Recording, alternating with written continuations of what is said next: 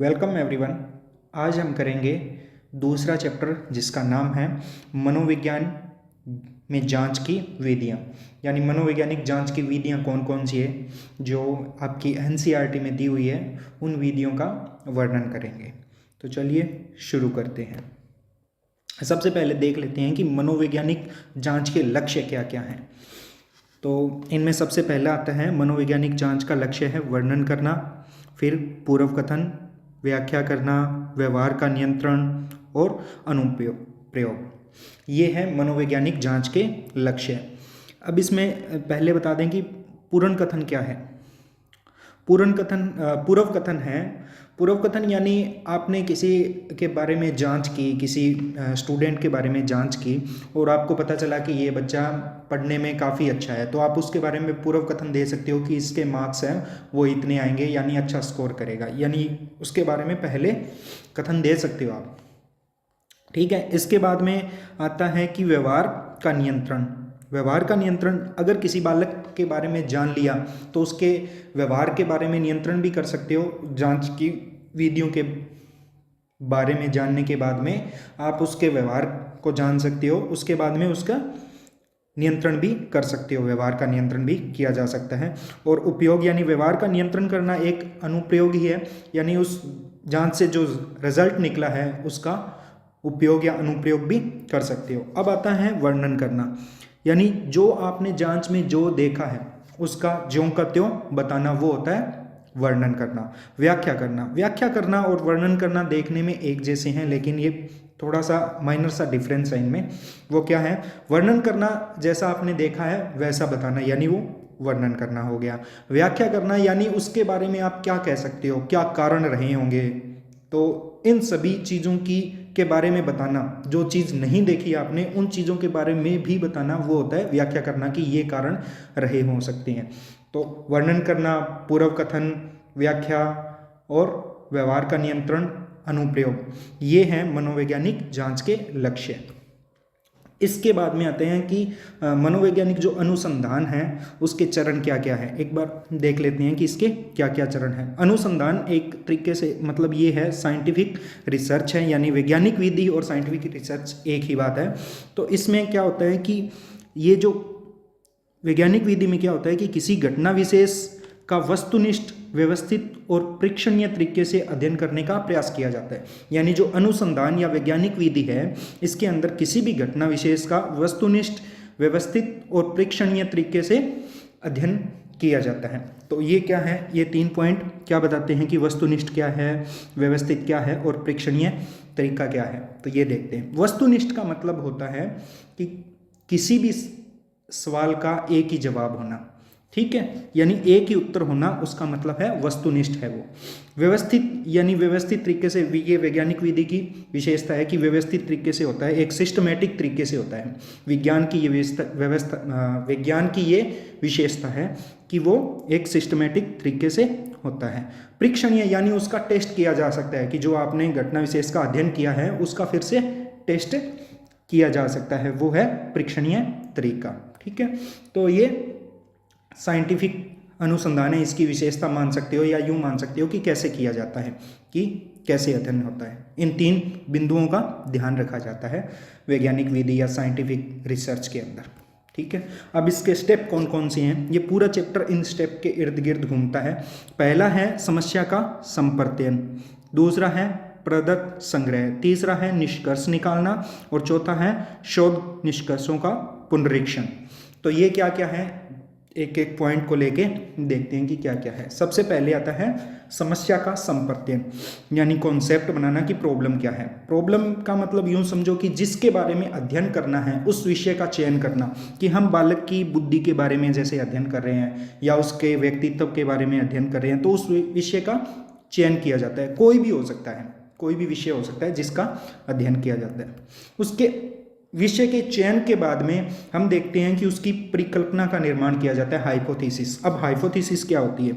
Hypothesis होती है कि किसी काल्पनिक थ्योरी को देना, कि आप अपने तरीके से अंदाज़ा लगा सकते हो, अपने आप अंदाज़ा लगा सकते हो कि ये हो सकता है। इस बालक को देख के आप बता देते हो कि हाँ ये हो सकता है कि ये अच्छा है, उसकी बुद्धि अच्छी है या नहीं है। तो इसके बारे में जो आपकी काल्पनिक थ्योरी है वो क्या है, आपकी हाइपोथेसिस है।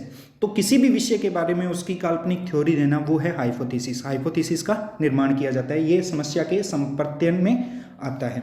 दूसरा है प्रदत्त संग्रह। प्रदत्त का मतलब होता है डाटा, यानी डाटा का संग्रह करना। अब डाटा का संग्रह कहाँ कहाँ से किया जाता है, क्या क्या संग्रह किया जाता है, ये 4 पहलुओं से संग्रह किया जाता है। पहला है अध्ययन के प्रतिभागी, यानी जो सूचना देने वाले हैं उनका नाम लिखा जाता है, उनके बारे में डाटा लिया जाता है कि कौन कौन है वो, ठीक है।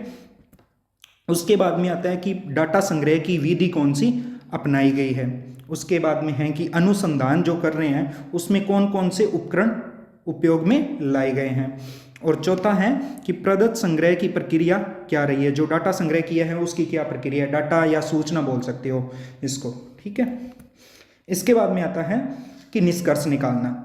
निष्कर्ष निकालने में जो भी डाटा मिला आपको उसका विश्लेषण किया जाता है। अब वो ग्राफ के द्वारा या किसी भी सांख्यिकी विधि के द्वारा निष्कर्ष विश्लेषण किया जाता है, ठीक है। अब विश्लेषण कंप्लीट होने के बाद में आप देखते हो कि जो हमने कल्पना की थी कि उसके अनुसार हमें रिजल्ट मिला है या नहीं, ठीक है। अब चौथा है शोध निष्कर्षों का पुनरीक्षण। जो आपने परिकल्पना की है उसके अनुसार या तो रिजल्ट मिला है, यानी आपकी कल्पना सही साबित हुई है, या फिर नहीं हुई। अगर आपकी कल्पना सही साबित हुई है तो आपके उस सिद्धांत को या आपके उस नियम को, जो आपका काल्पनिक नियम था, उसको वो उसकी पुष्टि करता है, यानी वो नियम सही है आपका, या सिद्धांत जो भी थ्योरी है वो सही है। अगर वो सही नहीं बैठा है, यानी जो आपने कल्पना की थी वो सही नहीं है, तो फिर से एक नई कल्पना की जाती है और उसके अनुसार डाटा कलेक्ट किया जाता है, फिर से उसको विश्लेषित किया जाता है। तो ये क्रिया फिर से चलती रहती है, यानी जो अनुसंधान है वो निरंतर चलने वाली प्रक्रिया है, ये ध्यान रखना आप, ठीक है। इसके बाद में हम देखेंगे कि इसका विकल्प क्या है। जो अनुसंधान है, साइंटिफिक रिसर्च है, इसका विकल्प क्या हो सकता है। हमने इसके जो 3 मुख्य पॉइंट देखे थे अनुसंधान के, एक तो वस्तुनिष्ठ होना चाहिए, एक परीक्षणीय तरीके से होना चाहिए, और तीसरा सिस्टमेटिक होना चाहिए। ये 3 देखे थे, लेकिन हमेशा ऐसा नहीं होता। मान लो कि किसी व्यक्ति के या स्टूडेंट के व्यक्तित्व के बारे में लिख रहे हैं, तो उसके ऊपर वस्तुनिष्ठ नहीं हो सकता कि एक ही जवाब नहीं हो सकता उसके बारे में। उसके बारे में व्याख्या करनी पड़ेगी हमें, ठीक है, कि इसका व्यक्तित्व कैसा है। सिर्फ अच्छा या बुरा कह के हम उसको कंप्लीट नहीं कर सकते, उसके बारे में व्याख्या करनी पड़ेगी। यानी जो अनुसंधान का विकल्प क्या है, व्याख्यापरक है हमेशा, ठीक है, यानी व्याख्या करनी पड़ेगी। इसके बाद में हम देखते हैं कि डाटा है, इसके और कौन कौन सा नेचर हो सकता है, डाटा का नेचर कैसा हो सकता है मनोवैज्ञानिक, ठीक है। तो मनोवैज्ञानिक है वो विविध स्रोतों से विभिन्न विधियों द्वारा सूचनाएं एकत्रित करते हैं, जिनको डाटा का है या प्रदत्त का है। आप हिंदी में इसका नाम जरूर याद रखना कि इसको प्रदत्त का है कहते हैं। सूचना, डाटा और प्रदत्त एक ही है, ठीक है। अब सूचनाएं क्या हो सकती है, वो व्यक्त भी की जा सकती है और अव्यक्त भी हो सकती है, यानी व्यक्त और अव्यक्त दोनों हो सकती है। व्यवहार, आत्मपरक अनुभव भी हो सकते हैं और मानसिक क्रिया से संबंधित हो सकती है, ये सूचनाएं हो सकती हैं, ठीक है। अब सूचनाएं जैसे 4 प्रकार बांटे गए हैं इसमें। एक तो सूचना हो सकती है जनन से संबंधित, जननांकीय सूचनाएं बोलती है। भौतिक से संबंधित भौतिक सूचनाएं, ठीक है। दैहिक सूचनाएं या मनोवैज्ञानिक सूचनाएं। अब ये कौन कौन सी होती है। जननांकीय सूचनाएं जैसे उसके माता पिता, जो जन्म से रिलेटेड उससे हैं, माता पिता का नाम, बच्चे का नाम या स्टूडेंट का नाम, जो भी है वो जननांकीय सूचनाएं कहलाती है, ठीक है। भौतिक सूचनाएं, भौतिक सूचनाएं जैसे उसके आवास कैसा है, उसका घर कैसा है, वो है भौतिक सूचनाएं। इसके बाद में आती है दैहिक सूचनाएं, यानी उसकी बॉडी के बारे में। बॉडी के बारे में आप उसका भार लिख सकते हो, उसकी हाइट लिख सकते हो, उसकी ऊंचाई कितनी है, तो ये आती है दैहिक सूचनाएं। इसके बाद में मनोवैज्ञानिक सूचनाएं आती है कि उसकी बुद्धि कैसी है, उसका व्यक्तित्व कैसा है, उसकी रुचि किस में है, अभी क्षमता क्या है, ये सब आती है मनोवैज्ञानिक सूचनाएं। तो ये डाटा का प्रकार है कि ये 4 प्रकार के डाटा हो सकती हैं, ठीक है। इसके बाद में हम देखते हैं कि मनोवैज्ञानिक की जो महत्वपूर्ण विधियां हैं जो आपकी एनसीईआरटी में दी गई हैं वो कौन कौन सी है, ठीक है। ये प्रेक्षण विधि दी गई है, एक प्रायोगिक विधि दी गई है, सहसंबंधात्मक विधि दी गई है, सर्वेक्षण, मनोवैज्ञानिक परीक्षण और व्यक्तिगत अध्ययन, ये विधि दी गई है जिसका अध्ययन हम इस अध्याय में करेंगे। ठीक है, सबसे पहली आती है प्रेक्षण विधि। प्रेक्षण विधि, प्रेक्षण विधि क्या है कि ये व्यवहार के वर्णन करने के लिए एक प्रभावकारी विधि है। ठीक है, अब ये क्या है, इसमें क्या क्या होता है कि पहले इसमें समस्या का चयन, जो भी बताया पहले कि पहले चयन किया जाता है कि क्या विषय चयन किया जाता है, उसके बारे में रिकॉर्ड लिखा जाता है और प्रदत्त विश्लेषण जो आपको बताया चुका है कि ये सब किया जाता है। ठीक है, इसके बाद में प्रेक्षण के प्रकार के बारे में देख लेते हैं कि क्या क्या प्रकार दिए गए हैं। प्रेक्षण के प्रकार में सबसे पहले आता है कि प्रकृतिवादी बनाम नियंत्रित प्रेक्षण। प्रकृतिवादी यानी उसको जो भी विद्यार्थी का हम प्रेक्षण कर रहे हैं, ऑब्जर्व कर रहे हैं किसी भी विद्यार्थी को, उसका उसकी प्रकृति में ही ऑब्जर्व करना, जैसे विद्यालय में या घर में ऑब्जर्व करना, दूर से रह के ऑब्जर्व कर रहे हैं कि हाँ कि ये क्या कर रहा है, कैसे कर रहा है। नियंत्रित प्रेक्षण यानी किसी लैब के अंदर हम उसको कोई काम दे रहे हैं कि यहाँ पे ये काम करना है और उसको फिर हम ऑब्जर्व करें, तो ये होता है नियंत्रित प्रेक्षण करना। यानी विद्यालय या घर में या खेल के मैदान में अगर हम प्रेक्षण करें, उसको ऑब्जर्व करें, तो वो होता है प्रकृतिवादी। ठीक है, दूसरा कौन सा है, असहभागी और सहभागी प्रेक्षण। ये कैसे होते हैं? असहभागी यानी हम किसी दूर से देखकर, किसी भी विद्यार्थी को दूर से देखकर उसको ऑब्जर्व कर रहे हैं कि वो क्या कर रहा है, कैसे कर रहा है। ठीक है, सहभागी प्रेक्षण में आता है कि हम उस विद्यार्थी के साथ काम कर रहे हैं।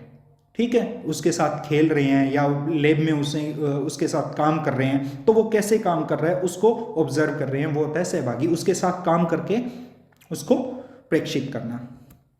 ठीक है, इसके बाद में आती है प्रायोगिक विधि। अब प्रायोगिक विधि एक्सपेरिमेंटल है तो वो नियंत्रित दशा में होगी, सीधी सी बात है, लैब में हो सकती है, नियंत्रित हो सकती है। इसमें क्या होता है कि दो घटनाएं या जो परिवर्त्य है उनके मध्य कार्य और कारण के संबंध को स्थापित किया जाता है। ये इंपॉर्टेंट है कि कार्य कारण संबंध को स्थापित किया जाता है प्रायोगिक विधि में, कि इसका क्या काम है और काम और कारण, इसके पीछे क्या कारण है, इनके मध्य क्या संबंध है, इसको स्थापित किया जाता है। लैब के अंदर कोई भी काम होता है वो इसीलिए होता है, यही उद्देश्य है, कार्य कारण स्थापित करना।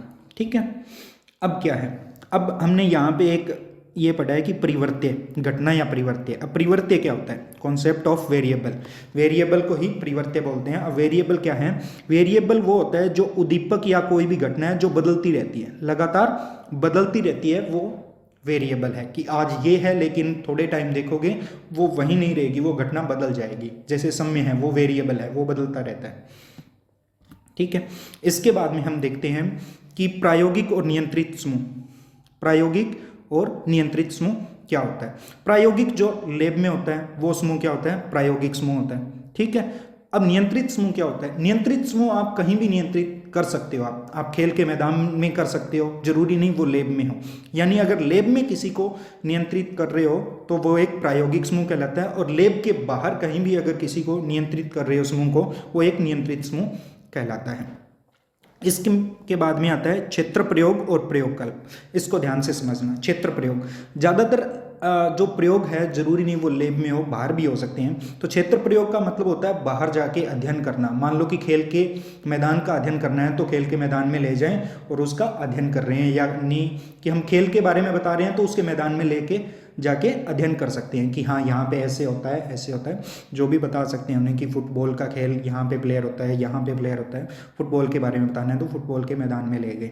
ठीक है, प्रयोगकल्प में क्या होता है कि कोई भी घटना है वो आपके कंट्रोल में नहीं होती, नियंत्रण में नहीं होती, तो ऐसी घटना का इंतजार किया जाता है। जैसे भूकंप के बारे में अध्ययन करना है, हम भूकंप के बारे में बता सकते हैं लेकिन उसके बारे में अध्ययन करने के लिए हमें भूकंप का इंतजार करना पड़ेगा। यानी ये क्या है? एक आश्रित वेरिएबल है। प्रयोगकल्प के अंदर आश्रित वेरिएबल पर निर्भर होना पड़ता है हमें। ठीक है, क्षेत्र प्रयोग में ऐसा नहीं होता, आश्रित हो भी सकता है और नहीं भी हो सकता। लेकिन प्रयोगकल्प, जिसको क्वासी एक्सपेरिमेंट बोलते हैं, इंग्लिश में भी आप नाम याद रखना, फील्ड एक्सपेरिमेंट और क्वासी एक्सपेरिमेंट। जो प्रयोगकल्प है उसमें आश्रित किसी वेरिएबल पर निर्भर होना पड़ता है हमें। ठीक है, अब तीसरा है सहसंबंधात्मक अनुसंधान। अब ये क्या है? सहसंबंधात्मक एक तरीके से ज़्यादातर मेल खाता है प्रायोगिक वाले से। कैसे कि इसमें भी क्या होता है कि जो दो परिवर्त्य हैं, जो दो वेरिएबल है, उनके मध्य संबंध को स्थापित किया जाता है, लेकिन ये गणितीय लाभदांक के द्वारा होता है, यानी एक गणितीय रूप से बताते हैं कि इनके मध्य कैसा संबंध है। और ये गणितीय जो लाभदांक है इसको ही सहसंबंध गुणांक बोलते हैं। ये कहाँ से? +1 से -1 तक हो सकता है, इनके बीच में होता है। +1 से -1 के बीच में होता है ये सहसंबंध गुणांक। ठीक है। अब ये 3 प्रकार से होता है, एक धनात्मक, दूसरा ऋणात्मक और तीसरा शून्य सहसंबंध। अब ये क्या है इसके बारे में समझते हैं। धनात्मक सहसंबंध क्या होता है? धनात्मक सहसंबंध वो होता है जिसका सहसंबंध गुणांक है वो +1 हो। अब इसको एक एग्जाम्पल के द्वारा समझते हैं। मान लो कि कोई विद्यार्थी है, वो अध्ययन करता है। अगर वो जितना ज़्यादा अध्ययन करेगा उसके एग्जाम में मार्क्स हैं वो उतने ही ज़्यादा आएंगे, तो उसका धनात्मक सहसंबंध है, यानी अध्ययन की मात्रा बढ़ी तो मार्क्स की भी मात्रा बढ़ जाएगी, ये बताता है धनात्मक।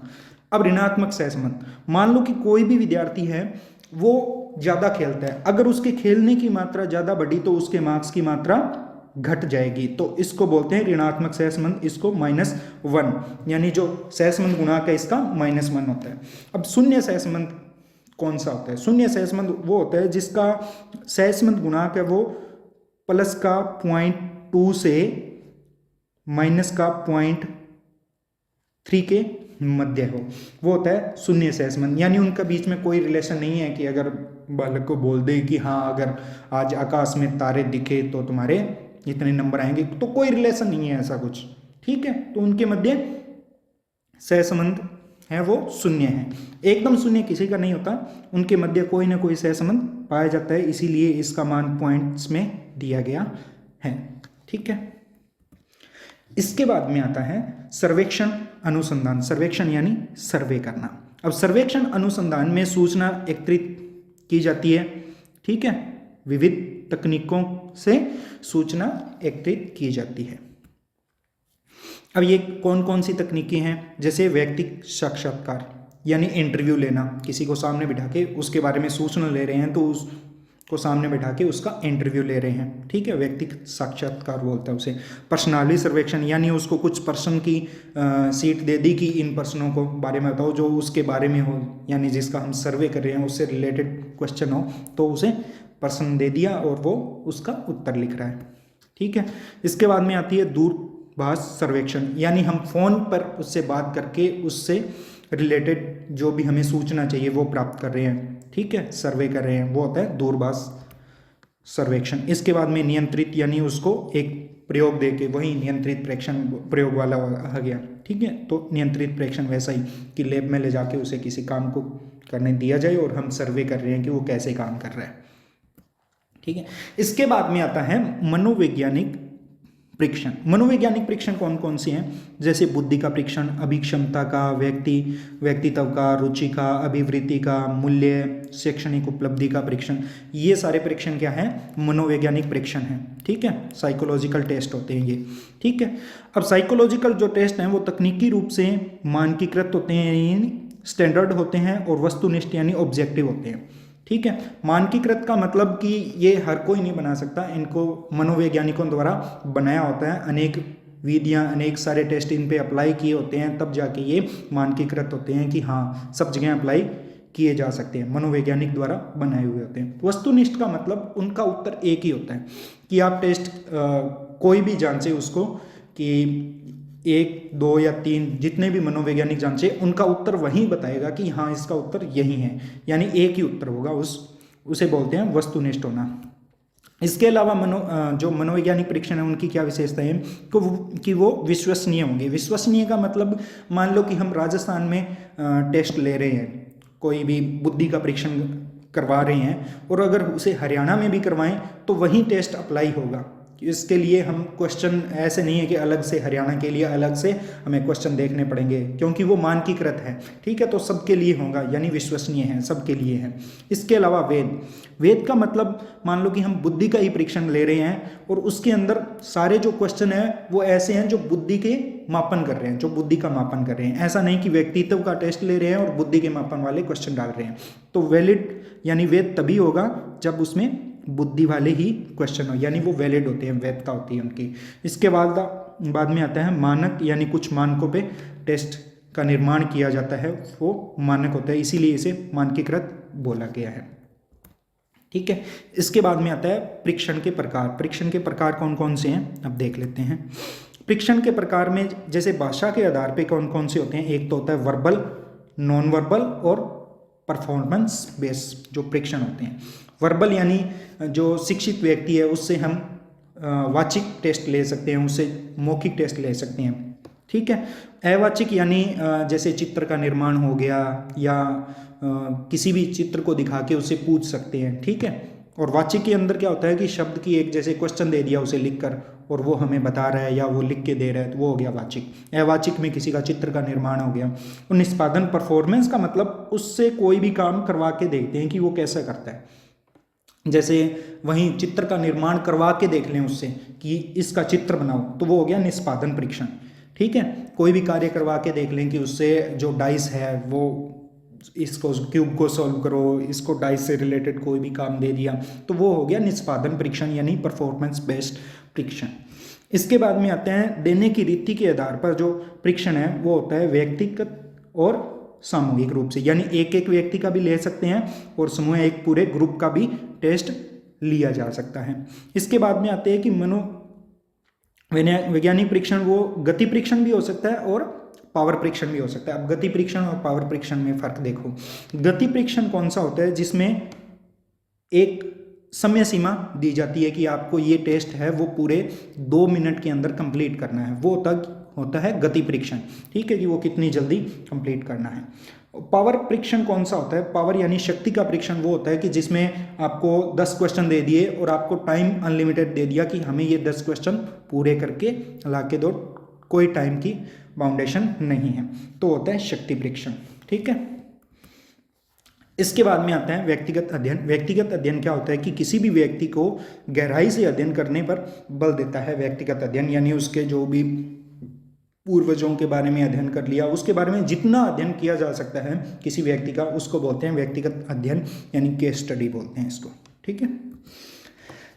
इसके बाद में क्या बताया गया है कि जो व्यक्तिगत अध्ययन है वो नैदानिक मनोविज्ञान और मानव विकास के क्षेत्र में एक मूल्यवान उपकरण है। यानी निदान किसी के बारे में, किसी का रोगी हो, मनोरोगी हो, उसका निदान करना हो, तो निदान उसके बारे में जानना हो कि इसमें कौन सा मनोरोग है, निदान करना हो, तो इसके लिए भी ये उपयोगी है। और मानव विकास, उसके विकास, पीढ़ी दर पीढ़ी विकास के बारे में जानना हो तो भी व्यक्तिगत अध्ययन इम्पोर्टेंट है।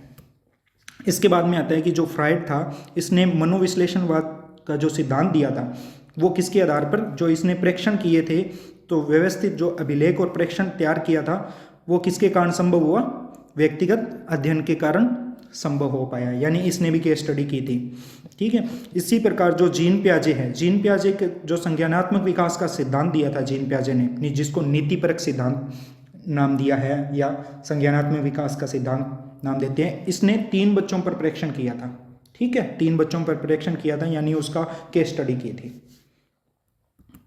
ठीक है। अब बात आते हैं कि डाटा विश्लेषण। हमने डाटा ले लिया, अब उसका विश्लेषण करना है, उसकी बात चल रही है।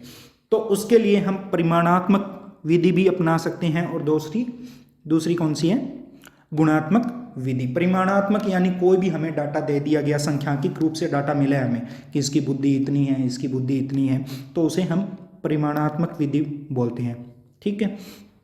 गुणात्मक विधि यानी किसी के स्वभाव के बारे में जानना है, तो अब स्वभाव के बारे में या व्यवहार के बारे में जानने के लिए हम उसका डाटा नहीं बता सकते कि इसका स्वभाव इतने % अच्छा है, इतने % बुरा। डाटा नहीं दिया जा सकता है, अच्छा है, बुरा है, बहुत अच्छा है, बहुत बुरा है, इस प्रकार से बताया जा सकता है, तो इसको बोलते हैं गुणात्मक विधि। अब मनोवैज्ञानिक जांच की सीमाएं कौन कौन सी है, यानी इसकी कुछ सीमाएं भी हैं, ज़्यादातर जो आपके एनसीईआरटी में दी गई है वो 3 सीमाएं हैं। कौन कौन सी? पहली है कि वास्तविक शून्य का अभाव। वहीं बताया कि अगर किसी को हम अच्छा या बुरा बोल रहे हैं तो हम शून्य किसको बोलेंगे? जो ना अच्छा है ना बुरा है, यानी वास्तविक शून्य है उसका अभाव है। जो मनोवैज्ञानिक विधियां हैं उनमें वास्तविक शून्य का अभाव है, यानी हम किसी की बुद्धि को बोल रहे हैं कि ये इसकी तीव्र बुद्धि है, यानी ये इसकी बुद्धि है वो बहुत ज़्यादा शार्प है, शार्प माइंडेड है, तो न्यूट्रल किसको मानेंगे? ठीक है, 0 पॉइंट का अभाव होता है मनोवैज्ञानिक विधियों में। इसके बाद में आता है कि मनोवैज्ञानिक जो उपकरण है वो सापेक्षिक स्वरूप है, यानी किसी को हम अच्छा बोल रहे हैं तो कि कोई बुरा भी होगा, यानी हम बुरे के सापेक्ष में अच्छा बोल रहे हैं। उसी प्रकार बुद्धि का मापन कर रहे हैं तो वो भी किसके सापेक्ष में कर रहे हैं? किसी कम बुद्धि वाले के सापेक्ष में अच्छी बुद्धि वाले का मापन किया जा रहा है। ठीक है, तो ये क्या है? एक सापेक्षिक स्वरूप है। तीसरा क्या है कि जो गुणात्मक जो डाटा आता है आपके पास, गुणात्मक विधि के द्वारा डाटा आता है, उसकी आत्मपरक व्याख्या की जा सकती है, यानी उसकी व्याख्या है वो सब्जेक्टिव होती है। अब सब्जेक्टिव का मतलब उसकी व्याख्या करनी पड़ती है, ऐसे नहीं कि हाँ अच्छा और बुरा कह के बोल दिया, उसकी पूरी व्याख्या करनी पड़ती है। ठीक है, गुणात्मक जो प्रदत्त होते हैं उनके ऐसे नहीं कि हाँ 5%, 10% परसेंटेज में निकाल के दे दिया, नहीं, उनकी व्याख्या करनी पड़ती है कि वो अच्छा है, बुरा है, कैसा है, पूरी की पूरी व्याख्या करनी पड़ती है। तो ये इनकी सीमाएं हैं, 3 सीमाएं दी गई आपकी एनसीईआरटी में, जो मनोवैज्ञानिक जांच की सीमाएं हैं। ठीक है, इस चैप्टर में जो इम्पोर्टेंट लगा वो आपको बताया गया है। आगे तीसरा चैप्टर जल्दी मिलेगा आपको, तब तक के लिए बने रहिए।